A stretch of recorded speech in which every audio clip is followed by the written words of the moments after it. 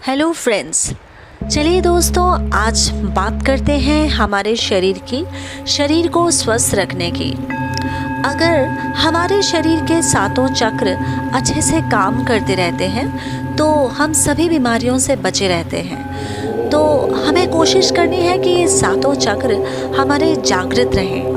केवल शरीर ही नहीं बल्कि हमारा मन, हमारी भावनाएं, हमारी आध्यात्मिकता और मन, शरीर और आत्मा की एक रूपता, अलाइनमेंट, सब इन चक्रास को एक्टिवेट करने पर डिपेंड है।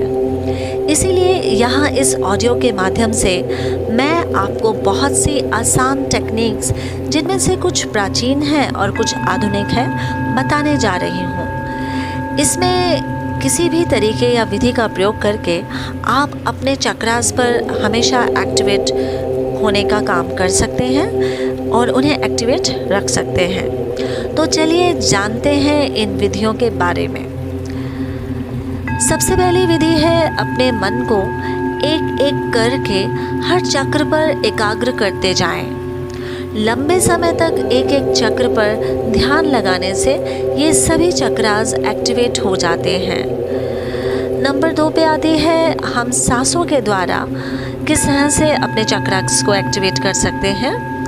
अपनी सांसों को खींचकर जिस चक्र पर काम करना है, एक एक करके वहाँ पर सांस को आता जाता देखते हुए महसूस करें। इससे भी चक्रास जल्दी खुल जाते हैं। नंबर 3 पे आती है रेकी प्रथम डिग्री, फर्स्ट डिग्री के स्पर्श के द्वारा, यानी कि अपने हाथों को एक एक करके प्रत्येक चक्रा पर हाथ रखते हुए प्राण ऊर्जा शक्ति को जाते हुए महसूस करेंगे अपने हाथों के द्वारा। और नंबर 4 पर आता है रेकी सेकंड डिग्री के सिंबल्स के द्वारा। हम उसके ऊपर सिंबल को 21 बार क्लॉकवाइज एक एक चक्र पर अगर घुमाते हैं तो उसके द्वारा हमारे 7 चक्रास एक्टिवेट हो जाते हैं। नंबर 5 पे एक विधि है सादे या कलरफुल क्रिस्टल्स के द्वारा।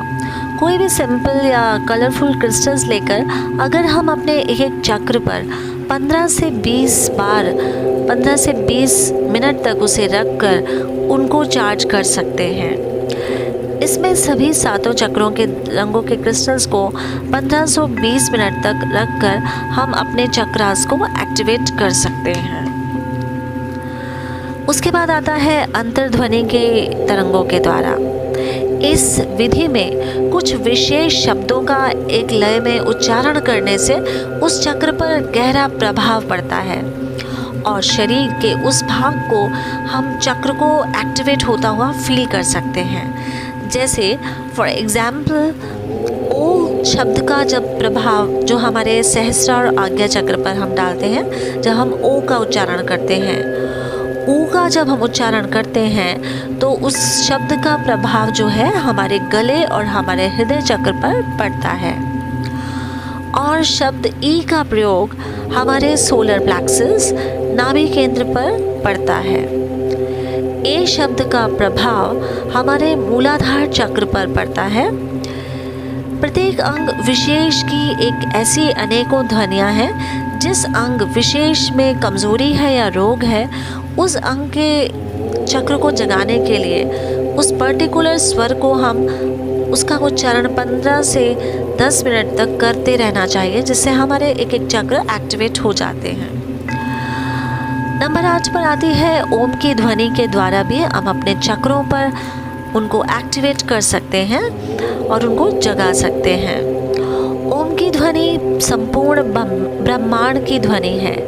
इसका उच्चारण करने से इसके गुंजन का प्रभाव पूरे शरीर के हमारे सारे चक्रों पर पड़ता है, जिसके कारण संपूर्ण शरीर का स्वास्थ्य हम इसके उच्चारण द्वारा प्राप्त कर सकते हैं। इसका नियमित कम से कम 15 से 20 मिनट प्रयोग करते रहना चाहिए।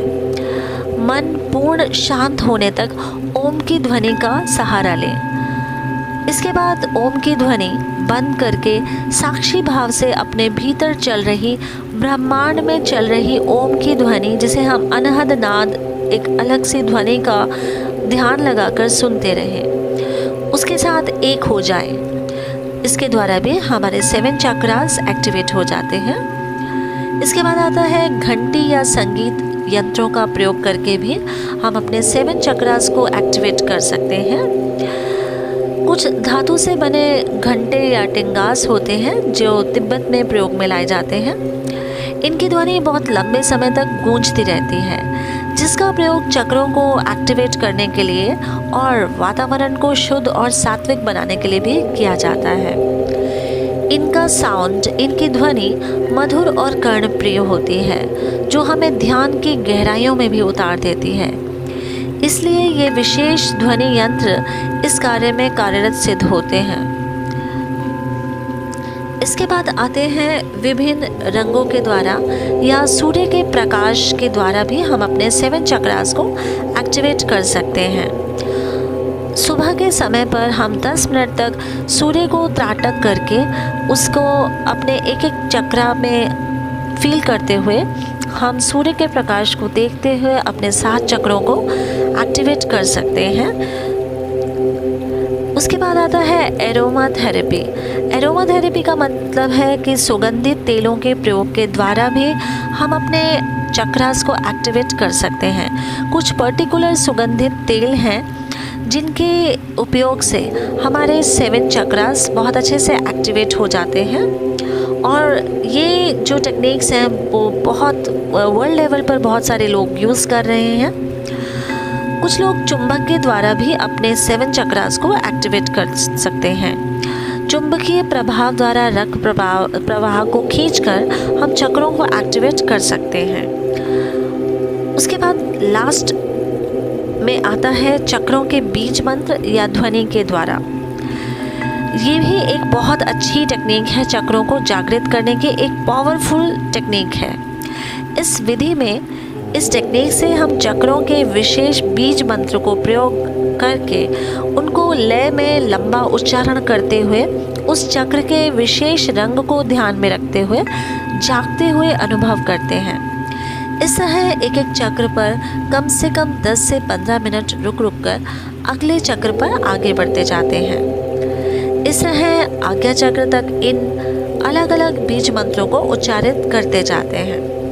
अंत में सहस्रार पर सब ध्वनि उच्चारण को बंद करके ब्रह्मनाद प्राकृतिक ध्वनि को श्रवण करते हैं। इसके द्वारा मूलाधार से रीढ़ से सहस्रार तक, सहस्रार से आगे बढ़ते हुए मूलाधार की तरफ हम एक सर्कल का निर्माण अनुभव करने लगते हैं। इसके द्वारा हमें एक परम आनंद की अनुभूति होती है और हमारे 7 चक्रा बहुत ज़बरदस्त अच्छे से एक्टिवेट हो जाते हैं।